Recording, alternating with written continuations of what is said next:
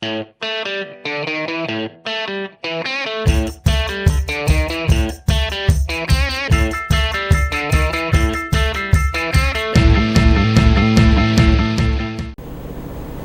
I'm Mark Clem, your host for Meet the Members of the National Ski Patrol. And like we always say, all season long. Now, folks, you guys know how tough of a season it's been with the COVID-19 pandemic, and it's been tough for me to get out. I've done a few interviews, via Zoom and stuff like that. But, it's just, I was at Whitetail once. It's just been very, very tough to get out to the mountains with all the travel restrictions and all that. And just want you to know that I'm up here in Vermont, and I did quarantine, and I did get my COVID test before I came up. I'm supposed to get vaccinated here in a few days, so that process will be going pretty good. But I don't know how long it's been. I'm here with Andy Belcher at Magic Mountain. And Andy, how many years have you been saying, get up here, all talk, no show? 3. 3 years. Well, it's been tough again. I had to make it up. So I found a weekend to come up here. Been here for a week quarantining and finally got out here at the mountain to do the interview. And Andy, it's been a tough year for you guys as well. Just talk about how you guys adapted and how the mountain has fared during the pandemic. Well, we took it step by step. Vermont has been very proactive. And we started off with the masking and promoting, and we have stepped it up. We've taken all guidance from the state of Vermont and worked with them hand in hand, meetings, everything else. But the public and everybody else has been very good about it. We do have some people that, give us a little pushback, but it's been a pretty good year. One thing that we didn't expect was the mental strain on not just the staff but the people as well, and we've worked our way through that. I can attest to the mental aspect being at Whitetail. It's just reminding people and doing this and doing that and make sure your mask's up and all the cleaning, and it's just after a while it's like, are we done yet? Hopefully soon. There's a lot of vaccinations going on. We're seeing restrictions starting to lighten. I think Vermont will be a little bit further behind on that, but they've held it pretty good, and we've gotten through a ski season a lot further than last year now, and we're pushing along. Hopefully you keep this wet stuff out of here, though. Yeah, I got accused of bringing a little bit of rain up here, but it's starting to turn into snow, and they say in a couple hours it's going to be all snow. But again, I can attest to the mental draining that the COVID has done on the ski patrollers at Whitetail and folks that I've talked to. It's just a stressful time, but I just like to congratulate everybody out there in the industry and all the guests that came to the various mountains around the country. We kept the lift spinning, and that's what I think our main goal was. I think so. Some small localized outbreaks were contained very well, especially up in this area. But you look across the nation and see some of the resorts where they did have outbreaks, and they got on it really well and they kept operations up. And here being small, we all jumped in, working different departments, and it's a team and a family. So we kept it going, and we're still going through. Hopefully we're here till at least Easter weekend. There we go. A few more weeks and we'll get through April 4th, Easter, and hopefully we can transition to a fun time in the summer and transition out of this nasty pandemic. I would like to note that, not just the local mountains, the local areas developed protocols and all the things you need to do. But, early in the summer, the National Ski Patrol, the main office out in Lakewood, Colorado, and I can attest that the Eastern Division of the National Ski Patrol, they were putting their 2 cents in. How do we fight this thing? What suggestions do we have to mountains? They asked mountains what they were doing, and they kind of passed that on to other mountains. So we kind of all worked together and kind of made it, I think. Yeah, absolutely. We took a little bit higher stride on that and made our restrictions a little bit more, but we were able to get Vermont to get us vaccinations and do some things so we could operate better here and protect our people, so we could provide a service. Okay. Let's put the pandemic on the back burner right now. Let's talk about the fun we had out here this winter skiing. Hey, folks, if you've never been to Magic Mountain, now I don't want to promote the other mountains, but if you know where Stratton is and you know where Bromley is, you're about in the middle. How about that? Yeah, we're set up in a little triangle here, and got two Vail resorts, one south, one north, and then we're 45 minutes from Killington. So $74 day tickets versus $130 has helped us big time this year. But we have limited our ticket sales. Our season passes have gone through the roof, and we've been seeing very good results even with the ticket restrictions of keeping our lift lines down and spaced out, so you're only waiting in line max 25 minutes on a busy weekend. Now, riding up the lift, now, folks, I've never been here. I've seen it from the road a couple times when my son was racing up here at the the other mountains around here. It doesn't do it justice until you get here in the parking lot. This is cool. And 50 trails? Yeah. How about that? 50 trails, 1,700 foot vertical, or 1,500 foot vertical, right? 1,500 vertical, right around 50 trails with glades, border-to-border skiing with some backcountry access to Timber Ridge, which is a older dilapidated ski area that we still have access to. And it used to be hooked to Magic years ago. So it's actually pretty nice if you can get into the backcountry a little bit. Folks, I just want to say that there are mountains out there where you get that corporate feeling and they have all the updated stuff, all the best new lifts, all the best. You want to go pure skiing. Just come, get in your bindings, and have fun old-time skiing. Correct me if I'm wrong, Magic's the place.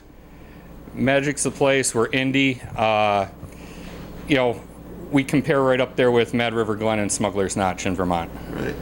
Yeah, that's a good point. You all guys are on the Indy Pass program? Yes, we are. We're seeing good results with that, and we're getting more seasons passes out of it. And good. Well, tell me about where do the people come from here? I know you have an interesting patrol staff. You have a handful of guys that travel from Pennsylvania and Maryland. That's very interesting. Buddies of mine come up here and patrol every few weeks. And but where do your patrol staff come from, and how big of a staff do you have? I have around 40 patrollers, 3 to 4 part-time paid guys, including myself. And we go from the Virginia, Maryland area, New Jersey, Pennsylvania, all the way to Maine. Most of our volunteers are out of Connecticut. Connecticut, wow, that's very. Why is that? Not sure. Not really sure, but that's where we do get a decent pull, and a bunch of people in the area have homes. So that's the majority of our volunteers, probably about half. Hey, all you viewers out there in Connecticut, if you're looking for a ride up, or maybe somebody in your neighborhood is a patroller, jump in the back. They'll come on up. So, Andy, just tell me about the clientele here. You said you limited lift tickets, which is good for maybe not good for the mountain economically, but the public doesn't wait in all those lift lines, and the public gets on snow more. You get on snow more, less weight, and it really saves on the trails. Conditions last longer. It's not high speed here at all. It's all fixed grip, and we're not brushing off the trails and polishing them up by noon, 1 o'clock. The conditions stay really well throughout the day, and it used to be the Wild West here. It's kind of tamed down a little bit, and the people have come a long way here, and they just like getting away and relaxing and enjoying this area and the feel here. Hey, folks, if you're looking for a mountain to come ski, just pure, downright, have fun, old-fashioned, not the Wild West anymore skiing, just basics here. Come up to Magic Mountain. Is in Londonderry, Vermont, and it's one of those bucket list things. It's one of those mountains I think you drive by and going, I got to go there. And then you got to get out of the car. You got to do what I did. You got to get out of the car and come here. And for you guys out there in Connecticut or Pennsylvania or New Jersey, or maybe right here in Vermont, who aspire to be a patroller but haven't taken that next step yet, hey, all you got to do is pick up the phone and dial your local mountain. If the ski patrol director is not in, or you can't get a hold of him because he's out skiing the last few days of the season here, just log on to www.nsp.org, and the folks out at the national office will gladly steer you in the right direction. So, Andy, tell me about the mountain. Tell me, you get out of the car and you get on the lift, and where do I want to go first? Powder days, the steeps, under the lifts, in the trees. You got to get with a local. There's so much unmarked here, and tight tree skiing, cliffs. Our manager, president, Jeff Hathaway, does really good with our media, and he has a lot of good clips out there, and everywhere is good. There's a few stashes, but anything and everything here on a powder day is good. Groomers, our main trails, we do have limited snowmaking, but everything skis great. I was told by my guys, Chris Toad, I know you're out there and you're whining because you can't be here. My guys from back home, Bill Zink and Bill Ramsey and those guys, they said there's always a stash somewhere. That's right. Somewhere on the mountain you got to get with a patrol, they'll tell you. Is that right? I don't know if we'll share too much, but if you find the locals or you see some areas, but our far east, after a dump and a couple days of skiing, that's where the powder is. It's kind of the stash area, but the trees hold it really well here. And 50 trails, about 200 skiable acres. Is that right? About that. Plenty of fun here, plenty of room here to go have fun. Now, Andy, tell me a little bit about yourself. If you remember, if this name rings a bell, Andy Belcher, if you can remember back in the summer when I did a bunch of special edition COVID editions, Andy was the feature because he's got a pretty interesting summer job. How about that? I started 25 years ago in emergency services as a junior fireman and progressed and been a paramedic for 16 years now. So wintertime, ski patrol, risk management. During the summer, I still do risk management here, and I go off on federal contracts for forestry, for wildfires, and we're now doing COVID FEMA assignments. And just a little bit of your history.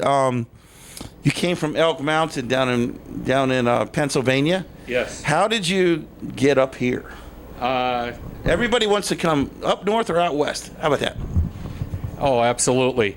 Got roped in by the manager and the patrol early in my career. Spent 13 years down there and turned around and left there and went to Belcher for 5 years. And I've been here since 2018, thanks to Justin Guthrie with a little nudge and saying, hey, I got a job that you might be interested in. How does Justin Guthrie get in almost every show? Between him and Chris, Justin, you're world famous out there. You get mentioned every mountain I'm at. And I know we're a 33,000 member family here in the National Ski Patrol, but you must be the big brother of everybody. How about that? He's a very good friend. I've known him for my whole patrol career, him and Amy as well. And it's just good camaraderie. Patrol's a camaraderie and family. And you make those relationships and they hold true. So I can attest to that, trust me. Yeah. Everywhere I go, I think, he may be in the parking lot right now. Yeah, sometimes the guys got to actually do work here, so they keep the radios on. But I bet you when we get down the mountain, Justin's probably waiting on me down there to get wet. Oh, he won't come out on a rainy day. In his yellow ski pants, right? Again, I'm Mark Clem, your host for Meet the Members of the National Ski Patrol. We're here at Magic Mountain, right near Londonderry, Vermont. And not the best of days, but any day you're on snow and any day there's skiable snow on the mountain is a great day. And we're here talking with Andy Belcher, the risk manager, ski patrol director. I heard some stories. You're a snowmaker too, is that right? Snowmaking, cook, bartender, whatever needs to be done. That's what I like. That's what happens when you come to an old-time mountain. Black Line Tavern. Are you the chief bartender there? No, just to fill in when they need help. Just to fill in on Friday nights when the patrol overruns the place. Is that right? Not this year, but we do have a great following and music series here when we don't have the COVID, and if they do need a little hand, we step in. That reminds me of one thing. Magic Mountain's not just the place to come to in the winter. In the summer, you have fireworks here and a festival here. And in the winter, you have chairlift rides for leaf peepers and things like that. Yeah, starting in July, the town has a parade, and we do music and fireworks for the 4th of July here. And our tavern's open Thursday through Saturdays up through Columbus Day. And for 5 weeks in the fall, we run leaf peeping to our mid-mountain. It's all here, folks. Magic Mountain, the place to be. 3 seasons out of 4. Come on up. Again, I'm Mark Clem, your host for Meet the Members of the National Ski Patrol. You got to get here, folks. I can't bring you on the bandwagon yet. It's almost ready. The pandemic is slowing down. Next year, there'll be plenty of seats in the back. Again, I'll see you down the road. I'm Mark Clem, your host for Meet the Members of the National Ski Patrol. Woo! Woo! You did it.